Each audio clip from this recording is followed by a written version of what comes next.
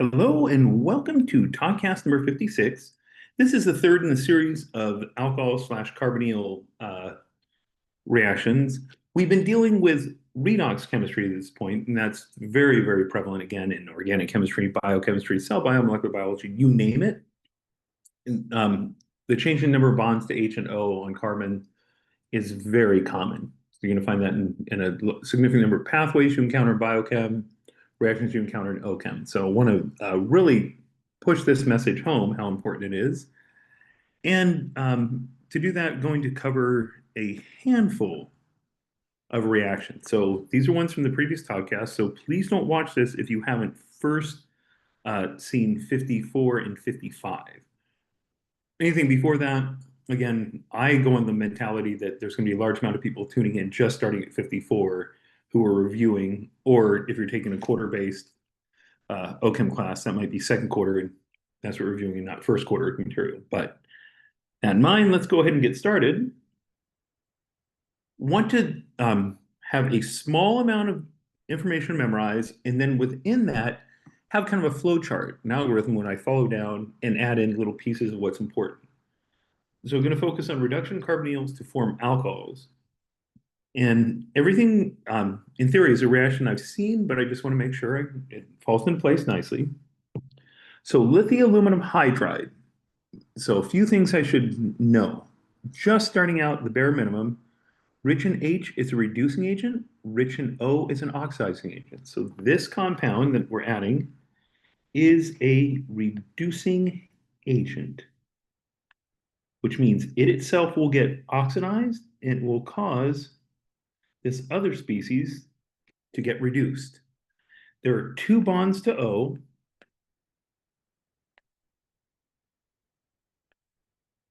To begin with.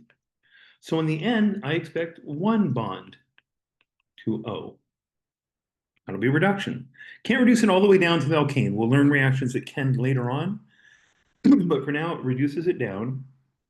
It does so because it is a hydride, so we think of it as kind of like this, where this species will then attack the carbonyl. That didn't quite come out exactly where I wanted to land. That's better.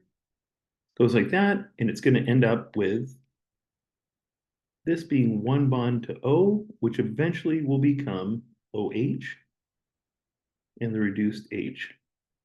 Okay, can't really draw it like that. That's mechanistically the way things line up, but realistically, I need to look at this a little more specifically.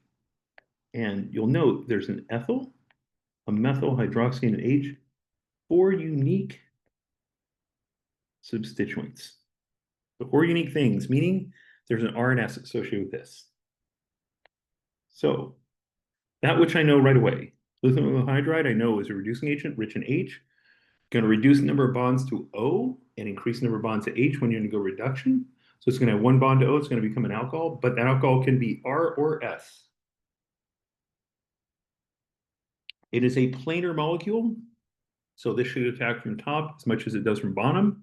So it should be specifically a racemic mixture, which means 50% R and 50% S. Easiest one to analyze first, H isn't back here, so priority 1, 2, 3. So going this way, this is my S, which means the other one is my R. Okay.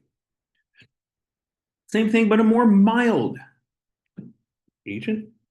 So sodium borohydride, also reducing agent, not as strong. It only reacts with aldehydes and ketones.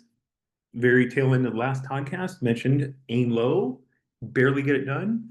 So for this first reaction, it's a ketone. I could have easily done sodium borohydride instead of lithium hydride, and I probably should have. Less reactive means less chance of other random side products, or less unstable in the air, unstable with moisture. This one's gonna be a little more stable, so I can get away with a reaction not quite as rigorous of the conditions. Like this one, I have to make sure it is water-free and air-free. And you're always going to have a little bit of air around, probably a little bit of moisture, but you want to minimize it because it can have side reaction and cause problems. This one, a little more air stable. You don't want air, you don't want water, but it's fine in open air and it's fine with a little bit of moisture. It's not going to be devastating. Protic solvent, Need that. So we're going to carry out reduction. So again, 2 bonds to O. Reducing agent is going to reduce it down to 1 bond to O. Okay, this question is, why is there no chiral center this time? Well, it's because when you add a second H and get rid of the bond to O, one of the bonds, I should say, so that one's gone. I accidentally got rid of another one. There are R, OH, but 2 H's. H's are identical, so no new chiral center. So let me get rid of one I've just drawn, and we're back to that. Okay, so no enantiomer to worry about. No chiral center.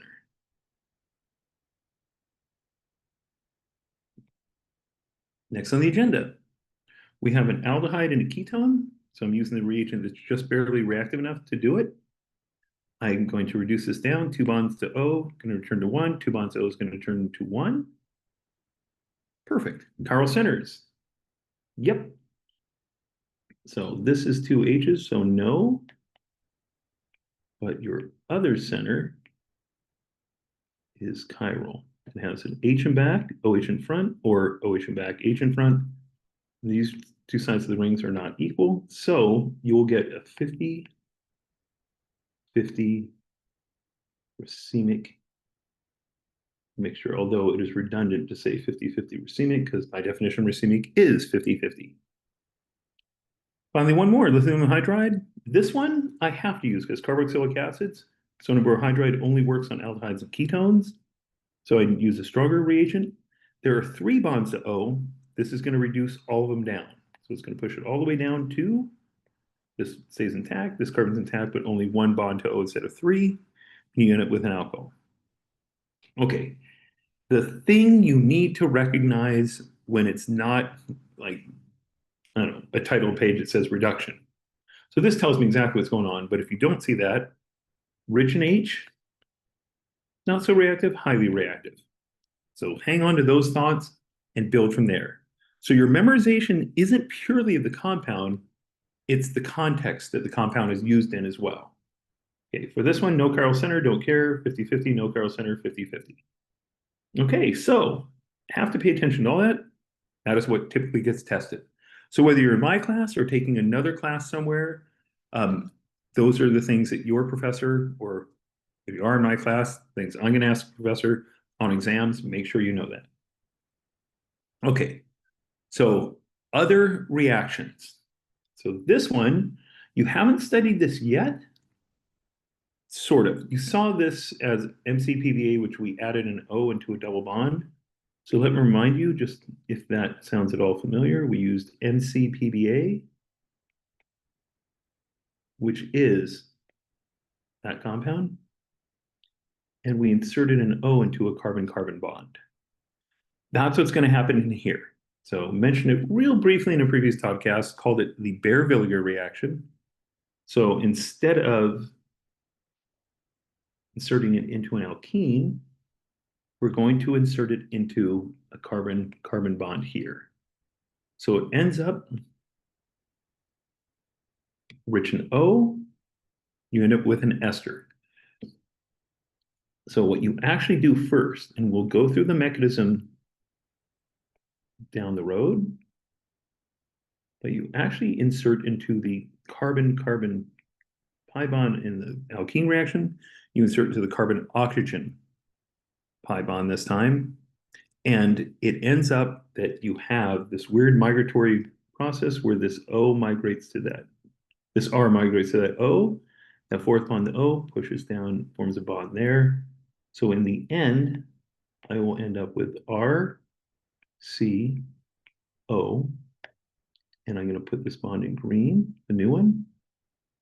I now have this new bond to O that is still bonded to the carbon because that bond didn't get broken. And it is now bonded to the R group. So you have an ester.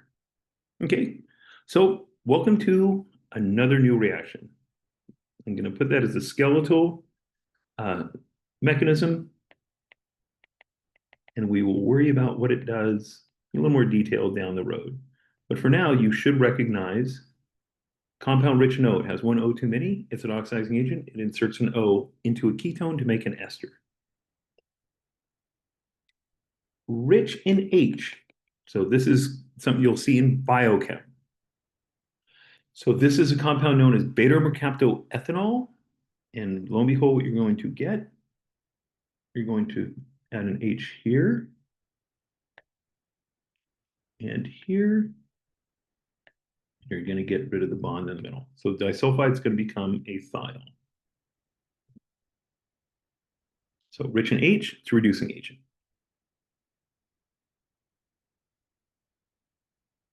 Mentioned this one real briefly when we talked about what we can do in the OH, convert it into a Cl, but you can actually, when you have a double bond O, it can actually go one step further and turn it both H's in here and make zinc chloride. So it's a really, really bizarre reaction, but it works. It's called Clemenson. So H in a metal, and this is, we briefly saw this as well. This is called the Wolff-Kieschner reaction. We will deal with these in time, but they replace double bond to O. Those bonds to O become bonds to H. Clemenson reduction can be done in acidic condition. Wolff-Kieschner can be done in basic conditions. Okay, these are all four reactions you have not seen yet. So why the heck would I throw this if they're not going to come up for another chapter or two if you're taking this class? If you have reviewed, then you've seen these before. But if you're in the situation where you're seeing this for the first time, why the heck would I do this? Because I want you to have almost like a panic approach to these questions. When you don't know exactly what's going on, you haven't seen it before and haven't memorized it, figure out what's going on. Rich in O, oxidizing agent. Rich in H, that one might be a little tough to see because there's an O there too, but this is rich in H. H in a metal is rich in H. A lot of H's on N, rich in H, so it reduces. They're specialty reactions. There's no reason you should have gotten that, but now that you see it, recognize. Rich in O, oxidizing agent, oxidizes this up. Rich in H, reducing agent, reduces this down. Rich in H, reduces this down. Okay, so I'm going to blow through that one fairly quickly. Want to just, I don't know, just again, get a little bit ahead of myself, but you always have to have a starting point in everything. And so unfortunately, this is a cyclic pool of information. So no matter where I start, there's always going to be some amount of information that we haven't reviewed yet. And then some amount of information that when we get to it down the road, you will have seen it 2 or 3 times already. And when we cover it, it'll be old news. So unfortunately, we are reviewing the information listed in a circle, and I've arbitrarily picked the starting point as reduction reactions. Okay, so synthesizing diols via reduction. Okay, so I want to consider this reaction and realize, you know what? I think this looks kind of familiar from when I did alkene chemistry. I have an alkene, and the ring has become broken. I've broken a carbon-carbon bond, and specifically, if I number this, 1, 2, 3, 4, 5, with methyl and methyl. So if I call these N1s methyls, 1, 2, 3, 4, 5, I've broken that bond. The reaction you possibly remember is something called ozonolysis. So ozonolysis, I know that's going to happen. So I'm going to redraw this compound that when I treat it with O3 followed by dimethyl sulfide, that's a 1,2 two-step process. I will end up with this compound here. To get it there, I'm reducing a diketone into a diol, 2 alcohol groups. So I can reduce ketones to alcohols using lithium hydride or sodium borohydride. Again, my goal, aim low, barely get it done. And do NaBH4 in methyl. That's going to be my product workup. Okay, not bad. Next on the agenda, I have this reaction. So again, I want to count carbons. I have 5 carbons in this ring. 1, 2, 3, 4, 5. Let's see. It's not working out for me. So 1, 2, 3, 4, 5. So perfect. Haven't added any new carbons. I've broken the 1,5 bond. So my first thought, if I do ozonolysis, I have to somehow this compound.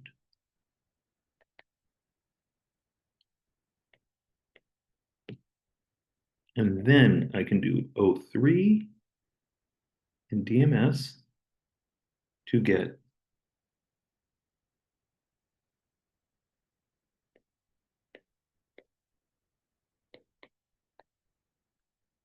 and then sodium borohydride again and methanol.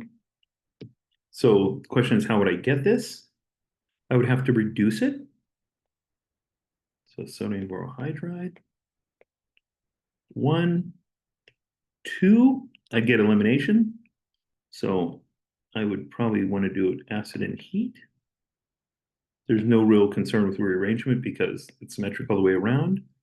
And do this. So basically, I'm doing this, but I'm adding a reduce it down and make a double bond step.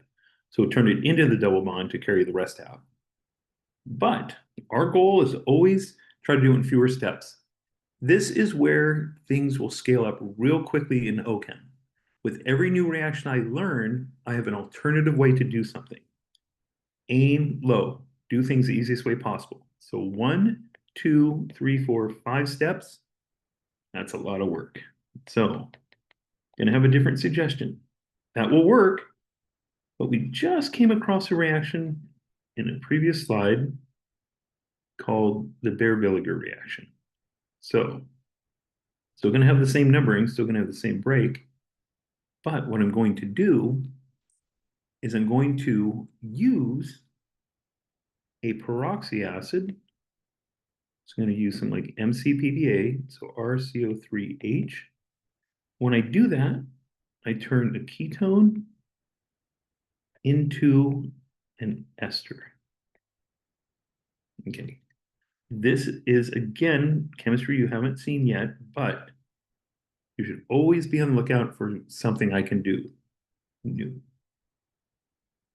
If I were to use, you did see it on an ester actually, so I should say that if you do lithium aluminum hydride, because that'll react with an ester in step 1, and then mild acid in step 2, you will reduce, go clear that bond and reduce this down to an OH, and this is already an OH on that side.